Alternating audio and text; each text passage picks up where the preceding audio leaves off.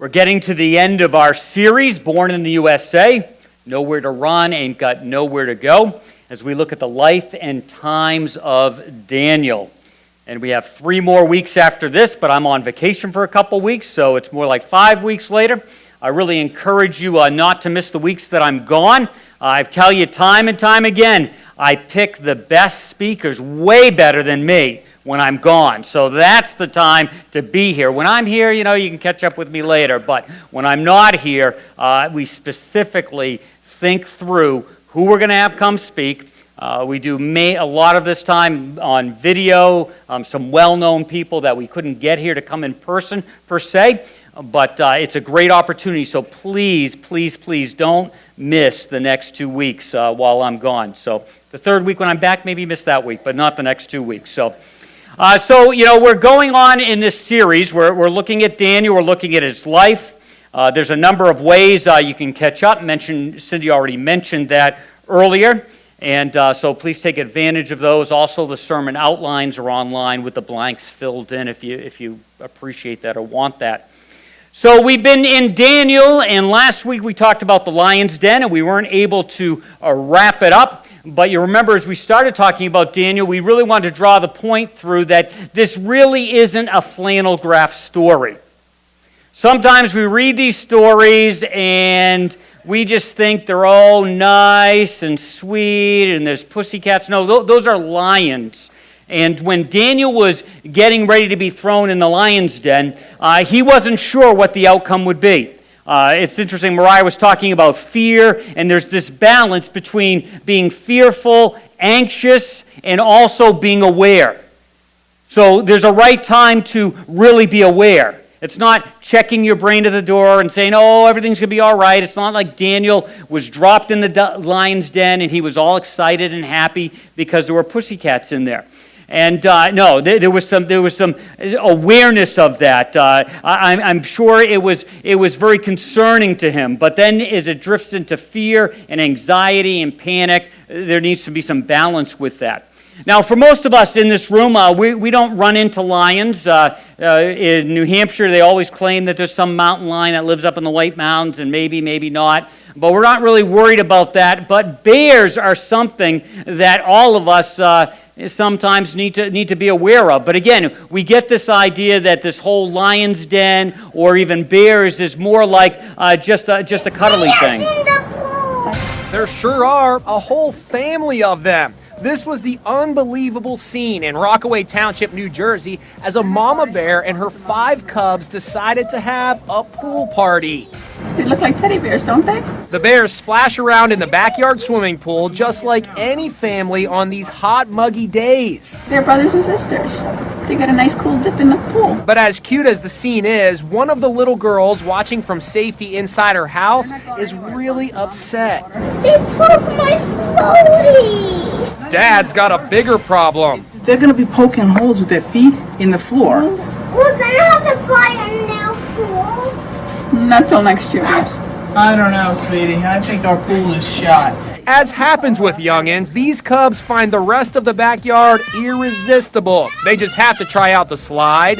That floaty sure is tasty. I wish the bears were in someone else's yard, not ours. Again, we think lions, we think bears, oh, they're so cute. You notice they were all, looks like, in the 2nd floor of their house looking out. No one was running out there to do anything because these are ferocious animals.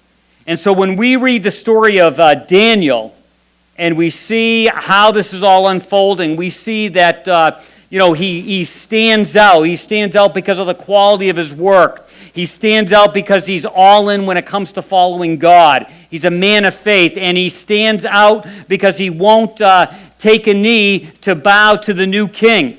And he continues on in his regular routine of praying to God 3 times a day in an open window looking towards Jerusalem. And he does that. And yet we read the story and it's kind of cutesy, kind of nice, it's flannel graph, but we got to remember that this is scary things. Just like bears are scary animals. These chilling photos of a hiker's final moments before a fatal attack. Richard White was taking pictures of a grizzly in Alaska's Denali National Park just moments before he was mauled, and ABC's Neil Karlinski brings us that story.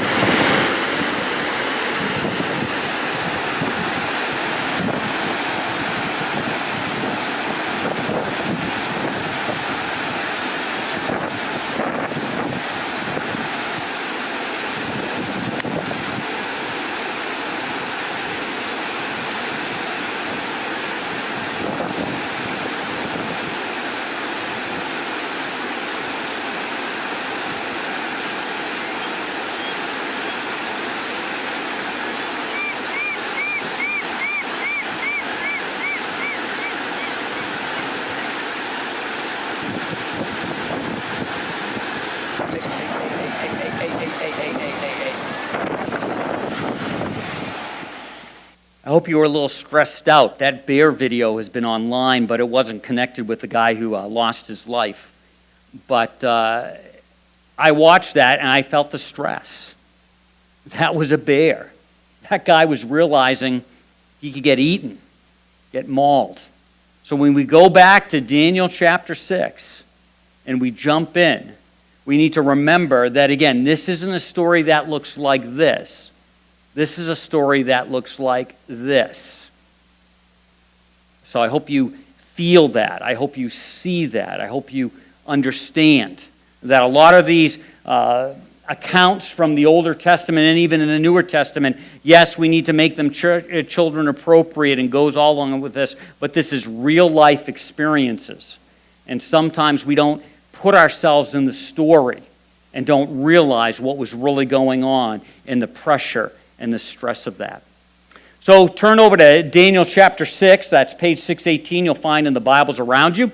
If you don't personally have a copy of God's Word, a paper copy, please feel free to take that Bible as a gift from Seneca Community Church. Also, we strongly encourage you, if you have an electronic device, to take the time and download YouVersion. It's an app, and it's a free app. And when you download that, not only do you get all kinds of different translations of the Bible, but you also have access to reading plans. And that's very significant so that you can actually think of something that's heavy on your heart, and you can click on the reading plan and get a 3-day reading plan, a 6-day reading plan, a couple-week reading plan. You can cater it to what you're looking for. And it's a great tool to really discover how God navigates through and in and with us in some of the situations we find ourselves in. So again, just reviewing Daniel. Daniel is now in his mid-80s. He's been there 65, 70 years. And he was taken from his homeland. His homeland was destroyed. Jerusalem was destroyed. His parents were probably killed along with thousands of others. And it said maybe about 25,000 people from Jerusalem were deported to Babylon. And Daniel was one of these, and Daniel rises through life. He just doesn't survive there. He actually thrives there. And sometimes you and I can feel like we're trapped in life, and we're looking just to survive. Well, Daniel gives us the example at every age and stage of someone who thrives, not just survives. So that's a strong lesson for us. So fast forward, he's in his middle 80s. There's a new king. And he rises to one of the top 3 leaders of the country. And the king decides that he actually wants to make him the number 2 guy. And his 2 other people in that sphere of influence don't like it. They're jealous. So they hunt and look to see if there's anything character-wise, anything that this guy's been up to that could get him out of favor with the king. And they can't find anything. They can't find anything. And last week we really talked about that. If we were in that place, would they find something with us? Sometimes we see these politicians running for office, and all of a sudden some news line comes out a month or 2 months later that makes it impossible for that person to run, or that person takes a lot of heat and a lot of anger. It's hard not to have a squeaky clean record for years and years and years. But for some reason, Daniel does have one, and that reason is because he's been faithful. And so as they're looking at his life, they say there's just nothing about this guy's character The only area we can look into is the fact that he solidly is all in with his relationship with his God. So if we're going to get him anyway, it has something to do with that.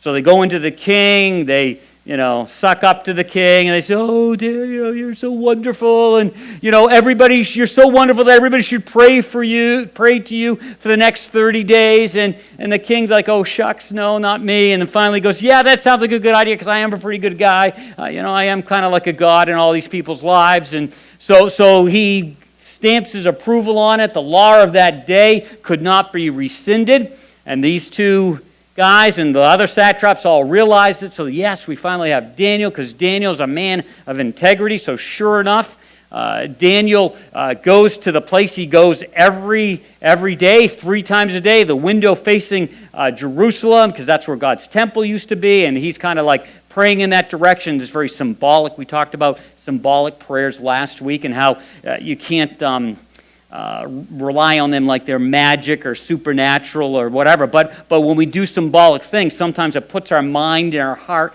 in a different place. Like, for example, when we kneel and pray, there's some humility in that, and we talked about a couple examples. So this is what Daniel does 3 times a day. He's not changing anything, and they get him. And so they very quickly come to the king, and they say, "King, guess what? Did you have that law?" "Yes, I did." "Well, guess what? Daniel has broken the law." Daniel was praying, not to you, but to his God. He was looking right in the mirror. He wasn't doing it with a closed window. He was doing it like he always did it. And the king tries to see if he can get out of it, because he really likes Daniel. Again, he was ready to make him second in charge of the kingdom, second to him. And there's just no way to do that. And so he puts him in the lion's den as the law ordered. And that night, he goes into that den with those ferocious lions, not kitties to put his head on as a pillow, ferocious lions. And I don't know how it all worked, how it all happened, but God stepped in and did a miracle. God stepped in and made sure that he did not get harmed at all. Unbelievable. God steps in. And so the king goes back the next morning to see if he's okay, and he says, "Daniel, you serve the living God. Are you still there? Did he protect you?" And sure enough, Daniel responds, "Yes, he did. I'm alive, O wise king," and all this kind of thing. And then the king was extremely happy. So he was very happy, and he ordered Daniel taken out of the den. When he was hauled up, there wasn't a scratch on him, because he had trusted in his God, or trusted his God. And we need to also realize that not all circumstances unfold this way. If you're just joining us this morning, we've seen times where, yes, God steps in and saves the day, but there are other times where God seems not to step in. And someone does lose their life. Someone does have bad things happen. A lot of us think that if we follow God and do the right things, life should be charmed. Life should be a blessing. There should be no problems. And sometimes those of us who might be a little judgmental see somebody going through some hard time, but we wonder what they did and why God's judging them. And that could be furthest from the truth. But in this case, Daniel was trusting him as he went in and didn't know the outcome. The outcome in this situation is wonderful. He's saved. He trusts God.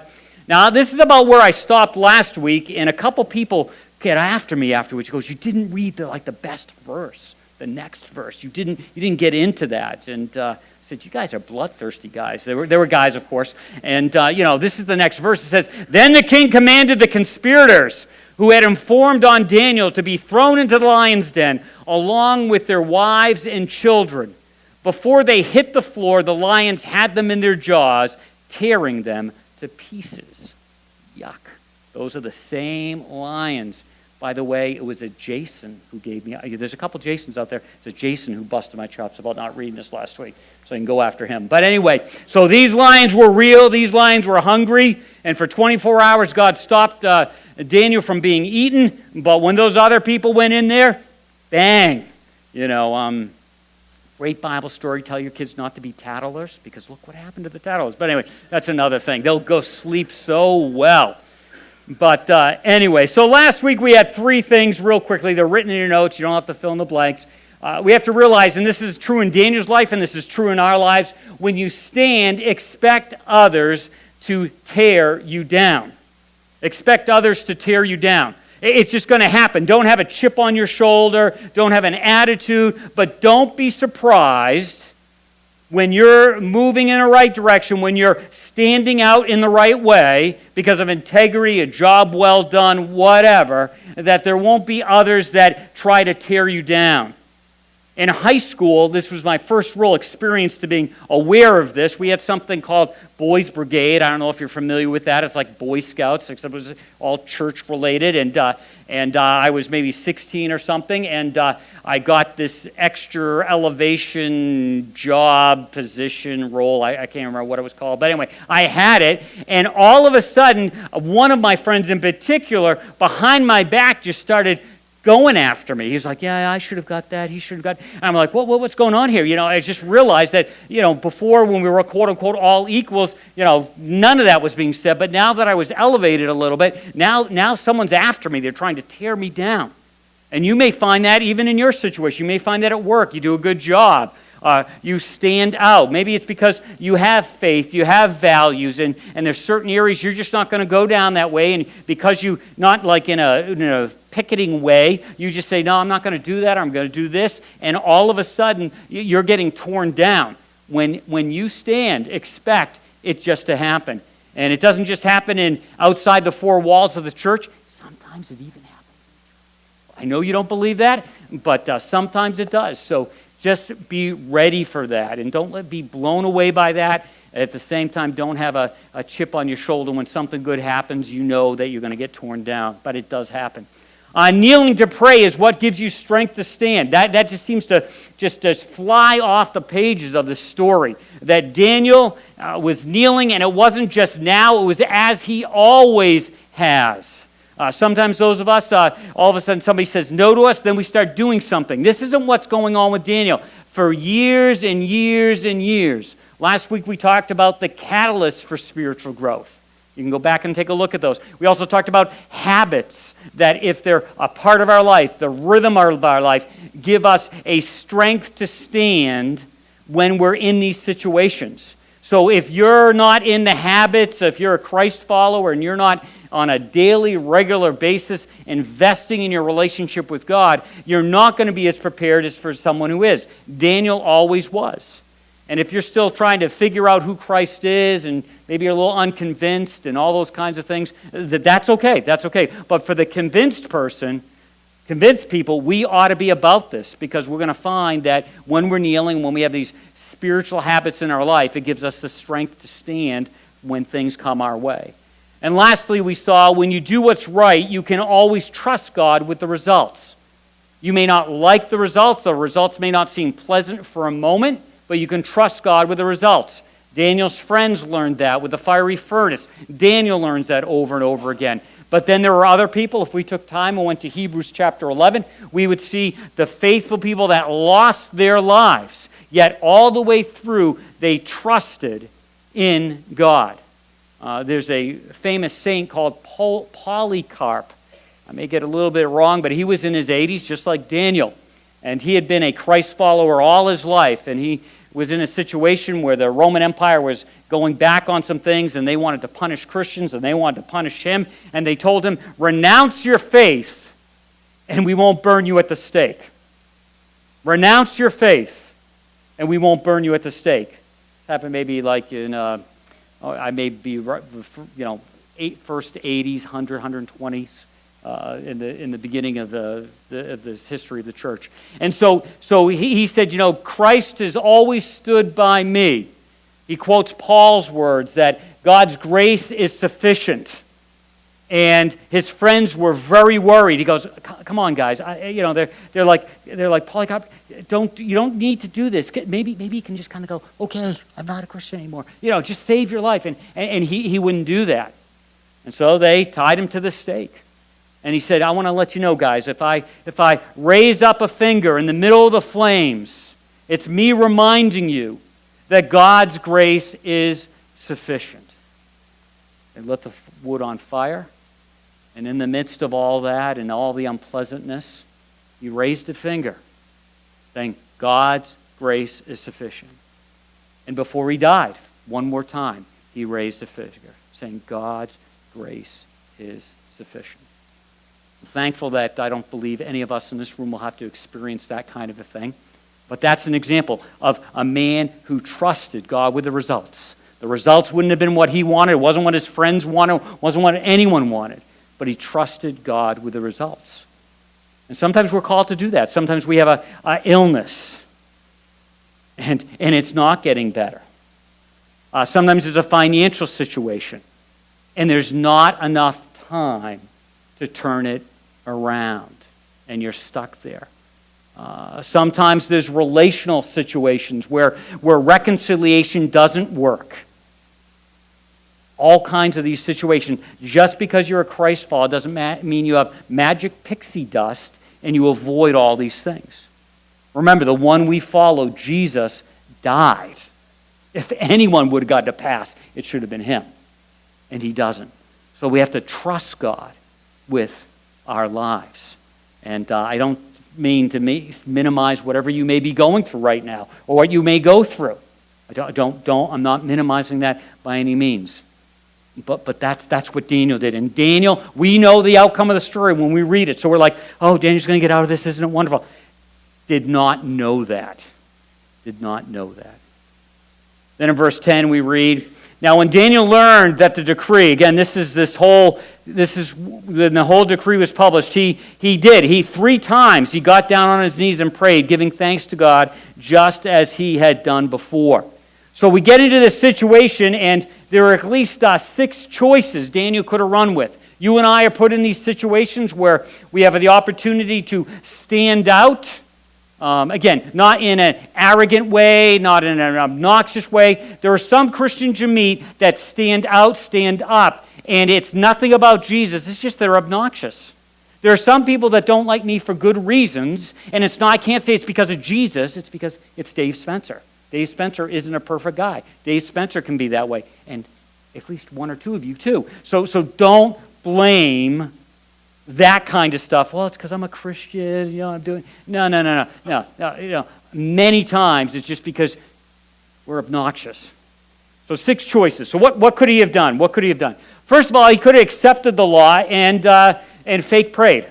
He could have said, okay, it's not a big deal. I'll ask for forgiveness afterwards. I'll just kind of go through the motions, accept the law, and when it's time to pray, I'll just close my eyes and kind of fake it, and I'll be safe. And I'll be okay. But again, he doesn't do that.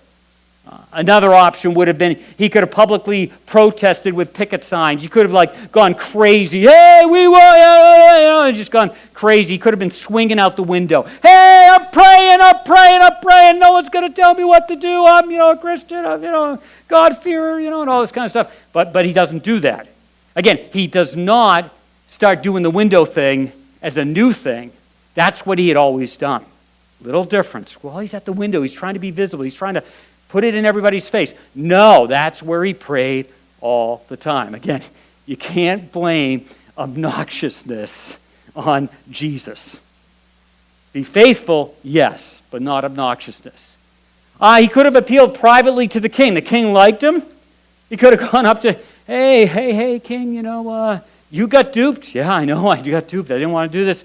I'm getting duped. Can you kind of do this? But the rule was there. It could not be changed, and but he could have done that, and we don't see him going to that.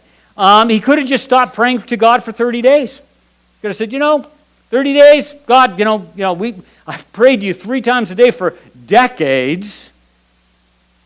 I'm just gonna put this on hold. 30 days, Lord. You understand? I'm more valuable to being around. I'm more valuable in this role than being dead. But for some reason, he doesn't do it. Or he could have kept praying in secret. He could have shut the window, and done that. Or he could have been, he's at the cafeteria, in the king in the castle, and he's at the cafeteria, and the meals are getting passed away, and he could have just kind of gone I'm going to pray with my eyes open, but I'm praying right now, or close his eyes real quick, and someone, hey, what are you doing? You praying? Oh, no, not praying. No, he could have just done it in secret, or he could have kept praying as he had done, And that's exactly what he did. And it kind of comes back to that rhythm.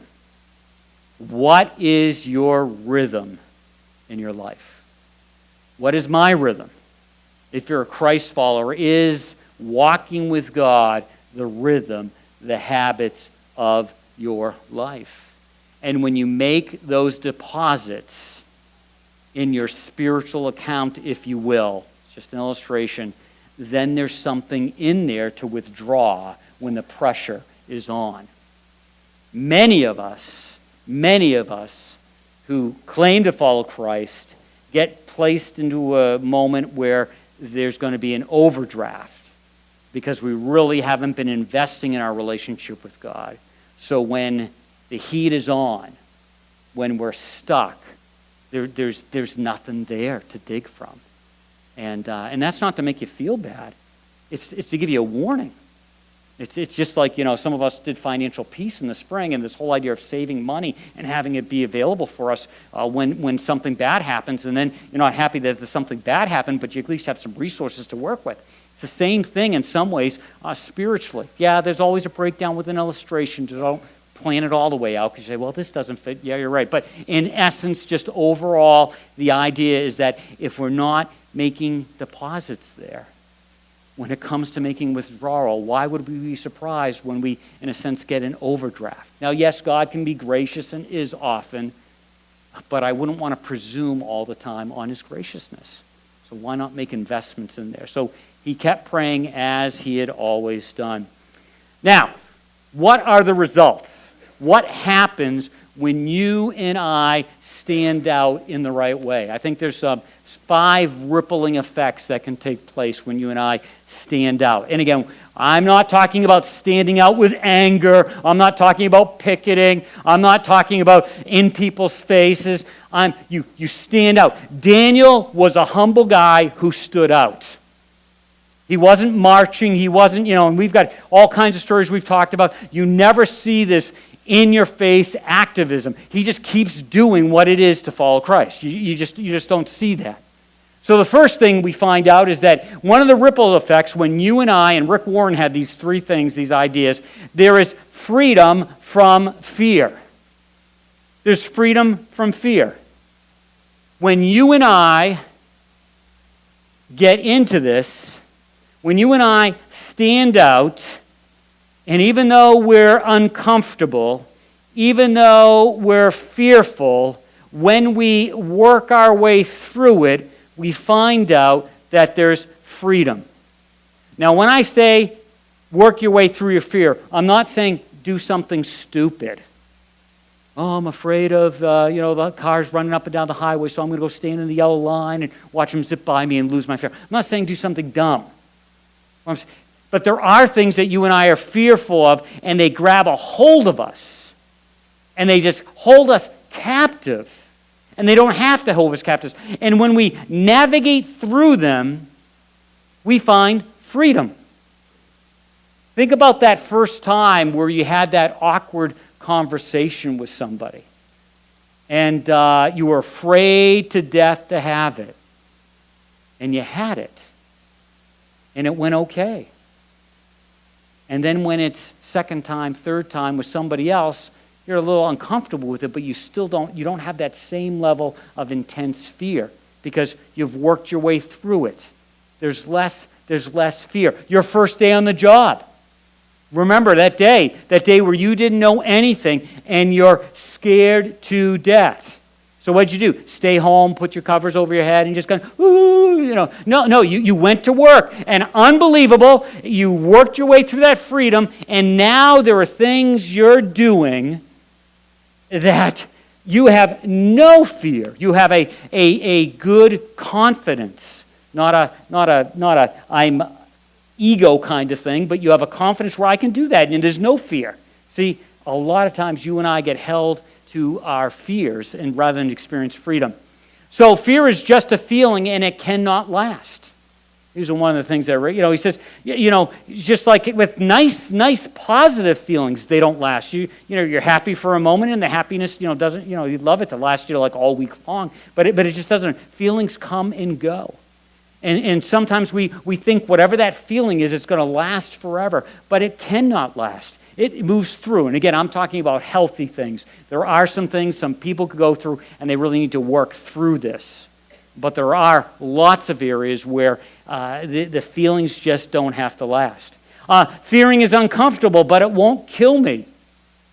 Fear is uncomfortable. Moving into that conversation, having that talk, doing that thing, doing what's right and standing out. I don't want anyone to notice me. I'm at work and we have a cafeteria, and I do think I should thank God for my food, and I kind of thank Him in my head and I don't even put my head down because I'm afraid. And being uncomfortable won't kill you. It won't kill you. And we yet stay captive by them. I love this little quote, false evidence appearing real. Sometimes fear is that. Sometimes we have false evidence. We think something. We're held for something captive that isn't even a reality. We get caught in the what ifs.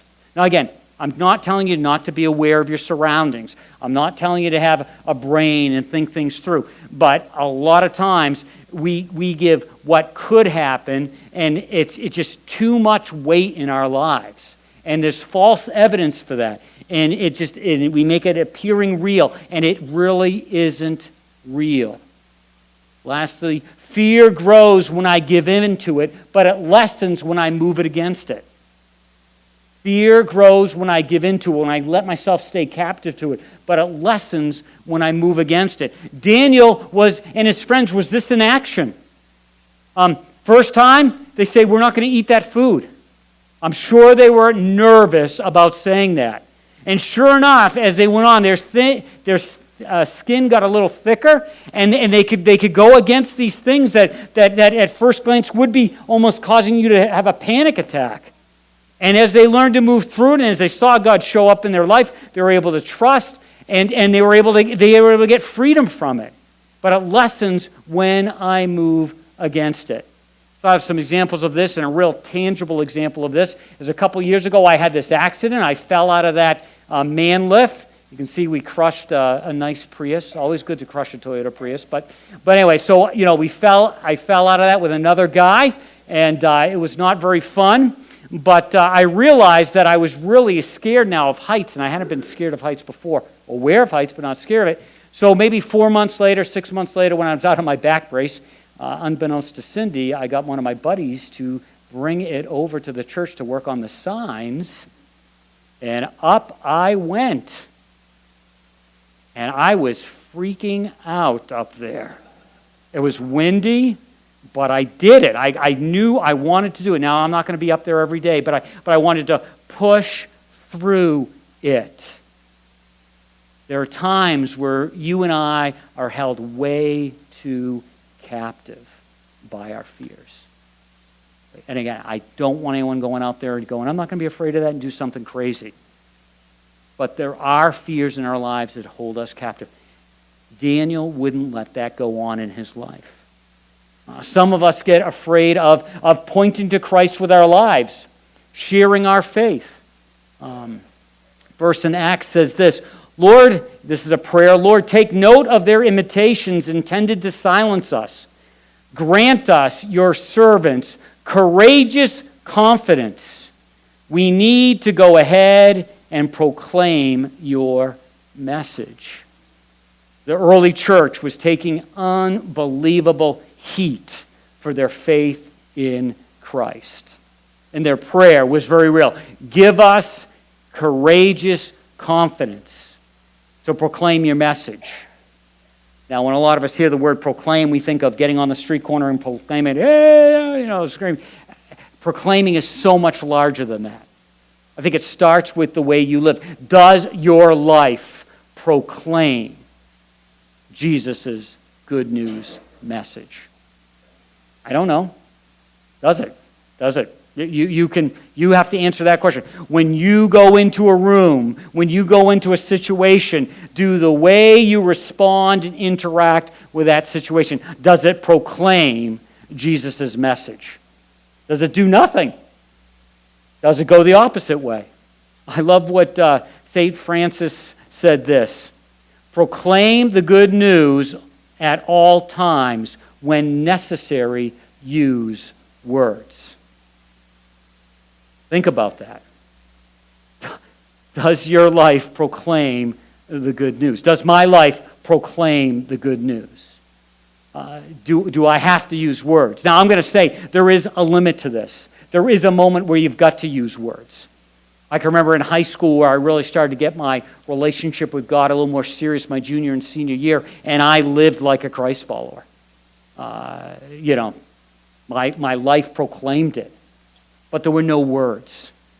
And sometimes even today, so many years later, I beat myself up because I never gave words to my lifestyle. And so there was a whole number of classmates, 130 in my graduating class, that saw that Dave's nice, he doesn't do these things, he doesn't do those things. They saw that, but I never said why. Now, I will say this, make sure your life gives your words credibility. There are too many out there that their life does not give their words credibility. But if your life gives your words credibility, that doesn't mean being perfect, but then there is a moment where we all need to say something. Well, the reason why I am this way is because I'm trying to follow Christ. Oh, you're one of those Christians. Oh, no, I didn't want them to say that. Yes, I'm one of those Christians. I remember one time when the Billy Graham Crusade was in Boston, and I was going. There were like 3 or 4 nights. We were going every night, and I was in shop class, and I was talking with my teacher, and he said, "Oh, did you go to the crusade tonight?" I said, "Yeah, I went." And this guy, I can't even remember his name, but I won't say his name. But I can remember this kid coming up to me and go, "Are you one of those born-again Christians?" I was like, screaming inside because I did not want to stand out. So I don't know what I said, but it wasn't. I didn't own it. I should have said, "Yes, I am." Not waving a flag, jumping up and down, screaming, "Yes, I am." But I was just too nervous about that. Again, proclaim the good news at all the times. When necessary, use words. We read, "Do not be ashamed then of witnessing." That's nothing more fancy than pointing to Christ, than showing that you're a Christ follower. "For our Lord. Instead, take your pain and suffering for the good news, as God gives you strength for it." Yes, there will be a little suffering. Yes, they will give you hard. Daniel keeps getting promoted, keeps doing a great job, is success, but he continues to suffer for his faithfulness to God. It's a part of the deal. It's just the way it is. But again, make sure your suffering for Jesus, or your being out there or standing out, is really Jesus, and it's just not you being a pain in the neck. Make sure about that. Also, there's this idea, another ripple effect, is it's opening for God to show up. Some of us sometimes live our whole Christian life, and we wonder why God never seems to show up. It's because we don't take a step of faith. We're not willing to do anything. We're not willing to risk anything. Again, I'm not talking crazy, check your brain at the door stuff. Just basic things. You know, it's been amazing those times, and I'm not by any means a pro at this, but there have been those times where I've stepped out in faith, and God shows up. God shows up. And I wouldn't trade those moments now for anything. On the front side of it, I did not want to step out or stand out. I wanted to play it safe. I wanted it comfortable. I didn't want to risk anything. Very risk aversion. When we as a church family talked about taking out a loan and adding on to the building and doing all this stuff, everyone's like, "Oh, yeah," and I'm deep inside. I'm like, I'm a little uncomfortable with this. And it wasn't Holy Spirit uncomfortable from my perspective. It was fear. I'd rather play it safe. And, at this point, it seems like that was a great thing, and we've seen God show up. We're farther ahead with some of our plans. Seems like God has showed up. I know when I've moved as a family, as we've moved 2 times, and taking that step, In both places, fortunately, we are still liked. We hadn't worn out our welcome. Been 14 years one place, 12 another. And I was scared to death. They were nice to us. They loved us. There were no issues, But, and there were hurdles. There were obstacles. There were all these things in making a move. And unbelievably, God showed up. I could tell you story after story after story. And I sometimes don't even tell those stories because they sound too good to be true. And I don't want you to go, well, if I do that, then that's what God's going to do in my life. It just happened this time. There's also the times where God shows up, but not the way I expected him to show up or wanted him to show up. But it opens up our lives for God. And that's what happens. I love this line. Whom you serve continually. Has this God been able to rescue you from the lions? You don't willingly go into the lion's den. But if you're never in those situations, the one who is able to rescue you doesn't have, in a sense, room to work. Sometimes he'll put us in those situations if we keep pushing back. Or some days he'll say, you want to have a comfortable, safe, easy life and not be really aware of my presence?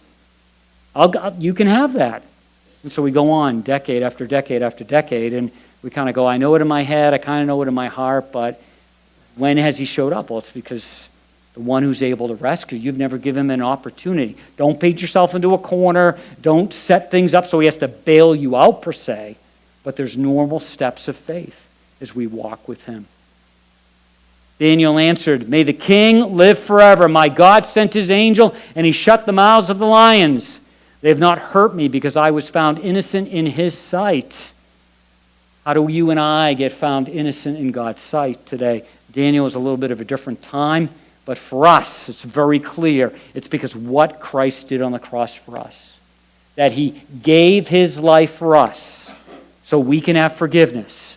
So this morning, if you say, I don't know if I'm innocent in God's sight, if you've said yes to Jesus, asked him into your life, experienced his forgiveness, believe it or not, you are innocent in his sight. Awesome. Awesome. May not function out of that innocence all the time, but you're innocent in his sight. And if you haven't experienced his forgiveness, you can.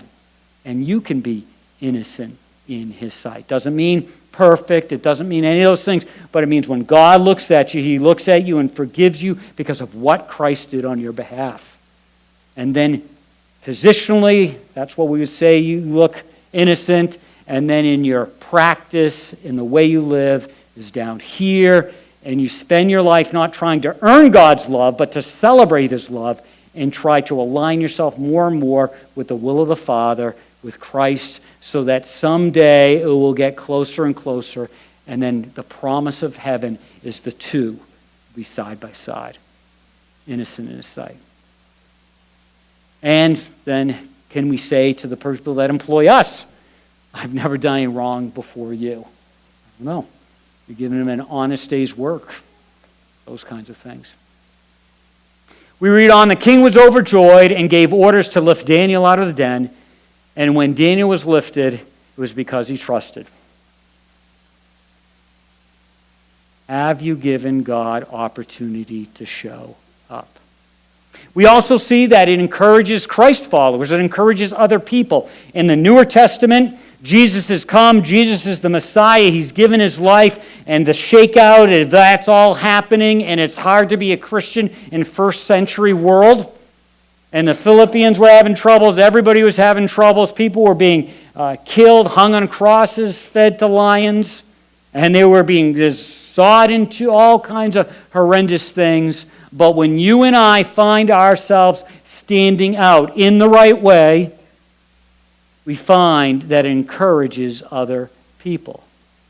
Because, this is Paul speaking, because of what I've been through, many of the Christians have gained confidence and become bold in telling others about Christ. One of the greatest things you can do as a Christ follower is to live your Christian life with confidence, not arrogance, with confidence. And that spills over into other people's lives. The problem is a lot of us don't live it with confidence, aren't completely all in. We might be at 60%, and then we have people in our lives that are at 10%, and we want to see them take some steps. But it's very obvious to them that I'm only in at 60%. And because I'm in only at 60% and they're in at 10%, they're not moving at all because it doesn't encourage them. It actually gives them an excuse. If my dad, my mom, my friend, my Christ-following all the time at church person acts like this, then I don't really need to take any steps. So when you and I stand out for all those reasons we talked about last week and this week, it encourages Christ followers to do the same. It also inspires the unconvinced. The flip side is possible. You saw that in that opening video about why I go to church. The guy says, because there's hypocrites there. And then he goes, then there'll be one more kind of a thing. Nothing uninspires people, the unconvinced, by not really living out our faith. But Daniel inspired. Darius wrote to all the nations and peoples of every language in all the earth, may you prosper greatly. I issue a decree that in every part of my kingdom, people must fear and reverence the God of Daniel. And many think that this is the conversion of Darius, that he becomes a God follower as he states these words. He's convinced. Goes on, for the living God, and he endures forever. The kingdom will not be destroyed. His dominion will never end. He rescues and he saves. He performs signs and wonders in the heavens and on the earth. He rescued Daniel from the power of the lions, so Daniel prospered during the reign of Darius and the reign of Cyrus the Persian. Rescues and saves. The unconvinced, when you and I stand out, see that we serve a God that rescues and saves. And I want my friends, I want the people that I care for, that are unconvinced at this point, to see that I follow a Savior that rescues and saves. And one of the ways they see it, sadly to say, is the way it is flowing out of my life. And if it doesn't flow out of my life, they don't see that I save a God that rescues and saves. They see I serve a God that makes me feel self-confident, a little bit arrogant, and better than everybody else in my world. Unacceptable. See this in Peter and John. They couldn't take their eyes off them. New Testament, Peter and John, under pressure. Standing there so confident, so sure of themselves, not full of themselves, sure of themselves. Their fascination deepened when they realized these two were laymen with no training in the Scripture or formal education. Didn't matter that they were trained Christians. They knew that these guys weren't them. And then they recognized them as companions of Jesus. Do the unconvinced in your life recognize that you are a companion of Jesus? Do they see that? We can even go back to Christmas time. I can't wait. In 5 weeks, the snow will be blowing. Skiing at Bristol Mountain. Bring it on. I know some of you think it's could snow in here right now, but I'm loving it. But where do you think the wise men got the idea to go to Jerusalem?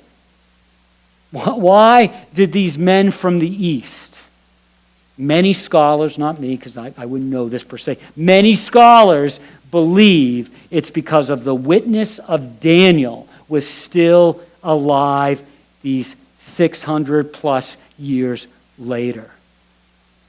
And that's why they came. They knew.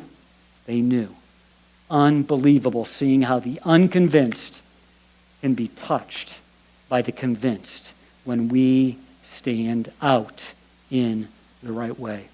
Very quickly, also another ripple effect is it touches eternity. That's forever. Eternity is forever. There's another chapter of life.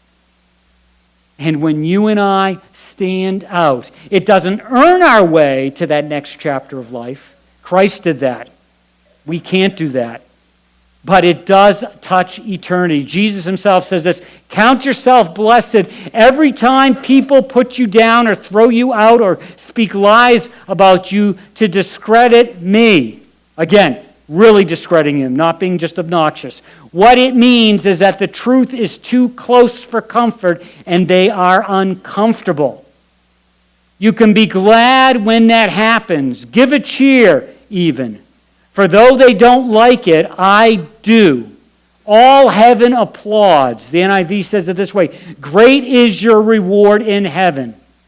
And know that you are in good company. My prophets and witnesses have always gotten into this kind of trouble. That is the deal. You see, you can stand down or you can stand out. Christ follower, that is your choice. Are you standing down? Are you standing out? If you haven't said yes to Christ as of yet, you in your seat while we close in prayer can say, Lord, I want you in my life. I don't understand it all, but I want you in my life. I accept your forgiveness. I'm thankful for your forgiveness. I want you in my life. Thank you for giving life. I'm going to choose to follow you the best I know how. I'm going to get going on this spiritual journey.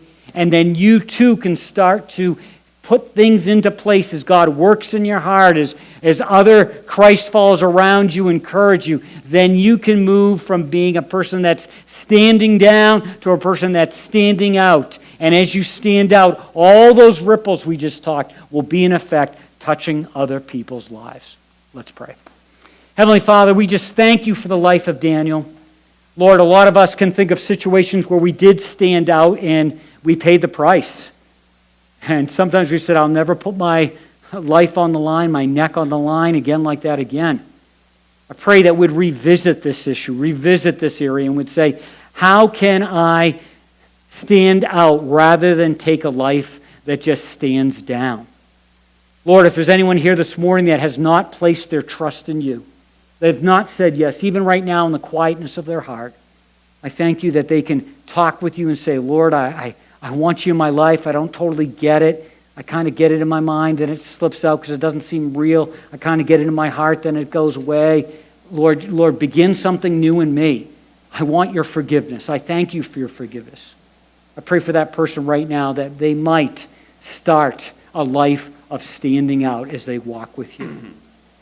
Lord, we thank you for mornings like this where we can gather together. We ask all of this in Jesus' name. Amen.